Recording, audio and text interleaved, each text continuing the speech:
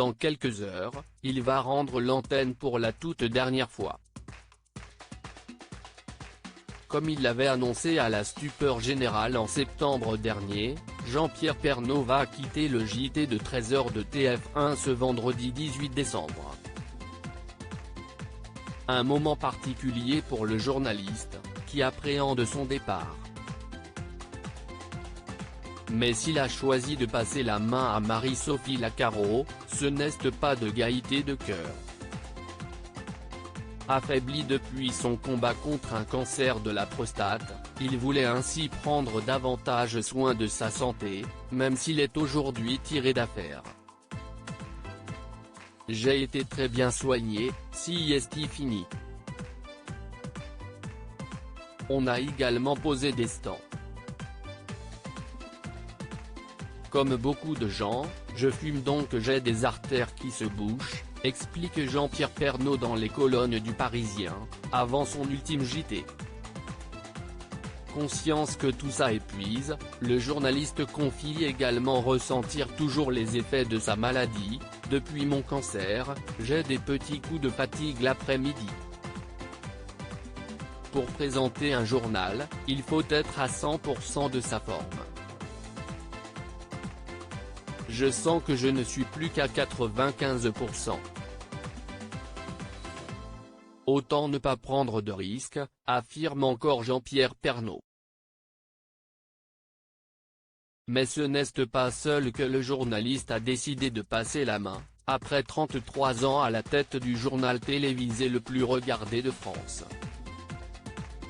J'ai décidé ça avec ma femme pendant le premier confinement. J'ai été bloqué à la maison un mois de plus que vous, car le médecin du travail de TF1 m'a interdit de revenir le 11 mai car j'avais 70 ans, s'est souvenu l'époux de Nathalie Marquet auprès du Parisien. Il poursuit avec une introspection, quand on ne cesse de vous dire que vous êtes vieux, vous commencez à vous sentir vieux. Est-ce qu'il n'était pas temps de changer de rythme ? Il faut dire que depuis de longues années, Jean-Pierre Pernaut vivait à 100 à l'heure. Me lever à 6 heures tous les matins ce n'était plus raisonnable. Donc il fallait lâcher ce journal, qui était mon bébé depuis 33 ans, regrette-t-il. Jean-Pierre Pernaut, bouleversé par l'émotion ce n'est pas facile. Dans l'histoire de l'audiovisuel, ça n'est jamais arrivé qu'un présentateur arrête de lui-même. En général, on se fait virer par son patron, a-t-il ensuite plaisanté. Il y a quelques jours sur le plateau de 7 à 8, il se confiait sur son état d'esprit à une semaine de son dernier JT.